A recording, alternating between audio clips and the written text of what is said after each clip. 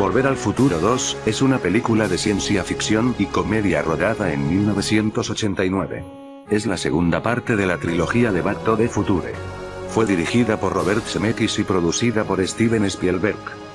En esta película, los protagonistas, Marty McFly y el Doc, tienen una máquina del tiempo. Tomemos en cuenta que el tiempo original, el presente, es 1985.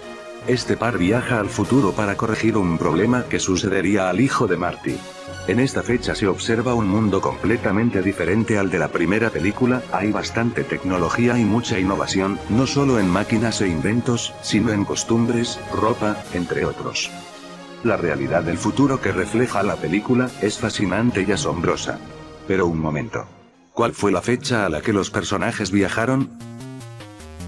Se trata del 21 de octubre del 2015. Esa fecha ya pasó. Y como vemos, nuestro mundo no se asemeja ni un poco al de la película. Aunque algunos inventos predichos se hicieron parcialmente realidad, se aleja mucho al 2015 que teníamos en mente. Pero, ¿por qué el 2015 no es futurista como en la película?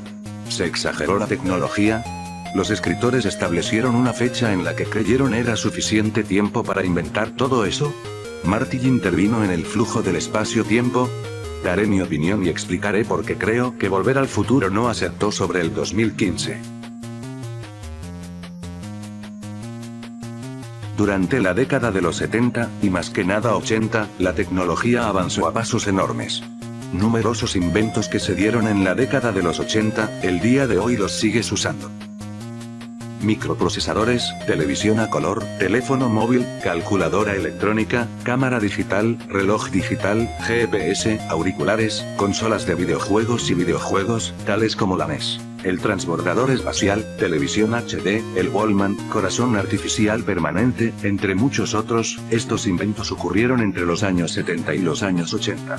Y no estoy mencionando los muchísimos inventos y sucesos importantes que se dieron desde el inicio del siglo XX. Parece que actualmente, la tecnología no ha avanzado al mismo paso que en décadas anteriores. Esta se basa en evolución de artefactos ya inventados. Especialmente los teléfonos celulares, smartphones, que no han parado de innovar en tecnología, pero la verdad, nada impresionante. No estoy diciendo que la tecnología no está avanzando. Por supuesto hay inventos y descubrimientos, que la gente del pasado no imaginaría. Robert Zemeckis, el escritor de Back to the Future, dijo que nunca había imaginado que hoy en el 2015 habría smartphones. En el siglo XX, ocurrió el mayor progreso de la humanidad en cuanto a tecnología y como dije antes, a través de los años esta avanzaba a gran velocidad. La gente de esa época estaba asombrada, pues las nuevas tecnologías que surgían, eran accesibles en no mucho tiempo a la población promedio. Y al ritmo que la tecnología iba, no se sabía qué cosas fantásticas pudiera haber en un futuro. Es por eso que los escritores eligieron esta fecha. 2015, que además de que pasarían 30 años en el tiempo original de la película, 1985, se creía que era suficiente tiempo para innovar en tecnología para igualar a la ficción reflejada en el futuro. Durante la época de los 80, surgieron también tendencias novedosas en la moda, muy diferentes a las de décadas anteriores, por lo tanto, también especularon que en el 2015 la moda cambiaría totalmente. Pensemos un poco, imagina cómo será la civilización en 30 años.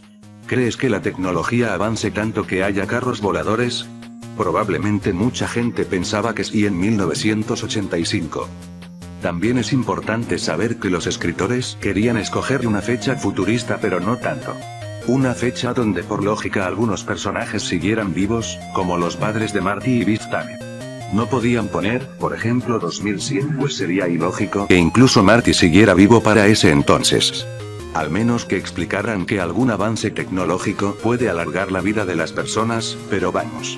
Es absurdo. Así que, en conclusión, a cómo iba la tecnología en ese entonces, no era tan descabellada la fecha que se predecía. Desgraciadamente nuestro progreso tecnológico en cuanto a inventos no ha avanzado tanto como en las décadas ya mencionadas. Y si bien hay algunas cosas que parecieran futuristas, no son accesibles a toda la población. Aunque la fecha pasó, los grandes fans no dejaremos de pensar que la trilogía de Volver al Futuro es fascinante y llena de emoción. El guión de las películas es una obra maestra.